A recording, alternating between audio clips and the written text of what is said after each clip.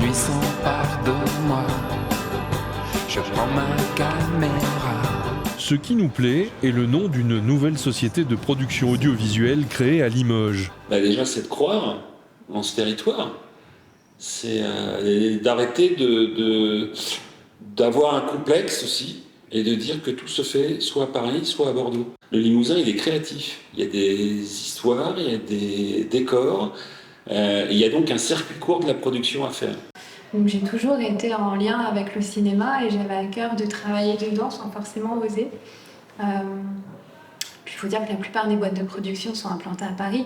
Donc voilà, on s'est dit autant tenter le pari en fait, plutôt que de critiquer en disant il n'y a pas de boîte de production ou pas suffisamment qui ose s'implanter en Limousin, autant que nous, on lance aussi une dynamique. Elle est autant créative que moi, je tiens à le dire, et peut-être même plus créative. Moi, je suis pas créatif, je suis instinctif. La publicité, ça oblige, c'est une mécanique de précision. Parce que pour raconter une histoire en 30 secondes, c'est de la Formule 1. Luc Besson, avec qui moi j'ai eu la chance de démarrer, il me dit en fait faire une publicité c'est courir un sprint, faire un film c'est faire un marathon. Je prends ma caméra. En ce moment, les deux réalisateurs tournent un documentaire montrant l'impact du basket sur leur ville. Alors, nos archives, elles ont l'avantage d'être les archives. Elles sont pas super belles. C'est dans des hangars, il fait noir. Des gens viennent nous demander parfois d'avoir accès aux archives, mais un réalisateur, non. Même si on a Nicolas de Virieux, qui est en train de préparer aussi quelque chose sur le Limoges CSP, qui aimerait aussi avoir accès à nos archives. En quoi les archives du journal sont-elles différentes de la mémoire du club ? Qu'est-ce qu'on va y trouver en plus ? Il y a sans doute un peu moins de passion que dans vos blancs, donc un peu plus d'analyse, on va dire. Mais après, ça reste malgré tout quelque chose d'assez unique quand même. On a beaucoup de choses, on a retrouvé des images d'archives sur la ville bourgeoise versus les paysans. On a interviewé un agriculteur, on va revenir là-dessus. Le rôle du public, le rôle de la presse. On va faire le côté Indiana Jones, on fait quelques plans sympas et puis on revient ici pour le fond. C'est ça la différence entre le reportage et le documentaire, et le cinéma. On écrit. C'est du cinéma documentaire que... Oui. On n'a pas le droit, sinon on fait le même métier. Et nous...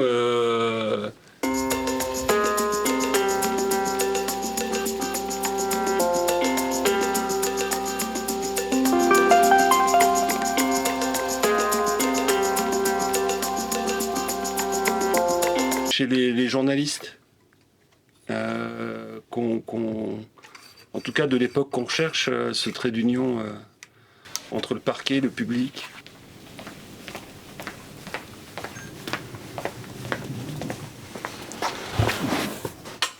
Frédéric Frotté s'autoproclame entraîneur de Limoges CSP. Vous réalisez et vous tournez le film à deux.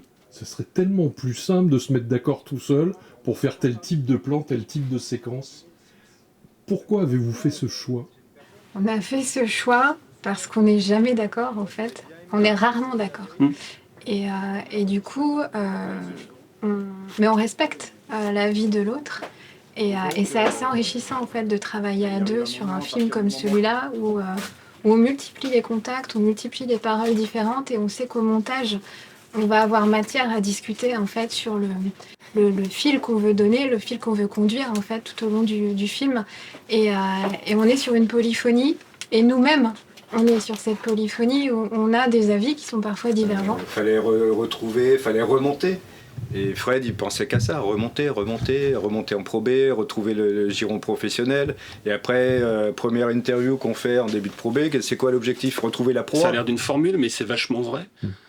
On n'est pas deux dans cette boîte, on est trois. Donc il y a ce qu'elle pense profondément, qui est objectif pour le coup. Parce que Marion, elle est sociologue, donc elle m'apprend l'objectivité. Moi, j'étais dans l'émotionnel. Il y a ce que je pense moi, et il y a la voix commune. Et c'est pour ça qu'on est trois. Le documentaire se nourrit de son époque, parfois d'un fait anodin. Il y a un mois, des mômes de 15 ans supporters de Paris traitent le Limoges CSP, les supporters de paysans. On s'interroge. Ce club authentique, le CSP, ses racines paysannes, sont sans doute une des clés de son authenticité. On est là pour en parler. Par facilité, dire que Limoges est associé à la porcelaine, je suis pas sûr qu'un enfant de 18 ans aujourd'hui, au centre des États-Unis ou en Mésopotamie, se dise oui, Limoges c'est la porcelaine. On va parler plus du basket que de la porcelaine au final ? Aujourd'hui, peut-être. Et en fait, la réflexion qu'on a eue, c'est comment un sport comme le basket, qui est un sport américain assez bling-bling, a pu s'imposer dans une ville ouvrière, en fait. C'est ça le sujet du film, et c'est pour ça qu'on a voulu revenir aux origines ouvrières de la ville. C'est un pari, c'est un défi, et c'est ça qui, moi, me motive.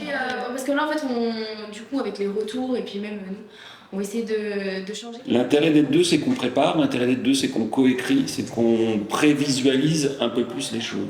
Ici, les gens qui réussissent, et il y en a, sont des prestataires.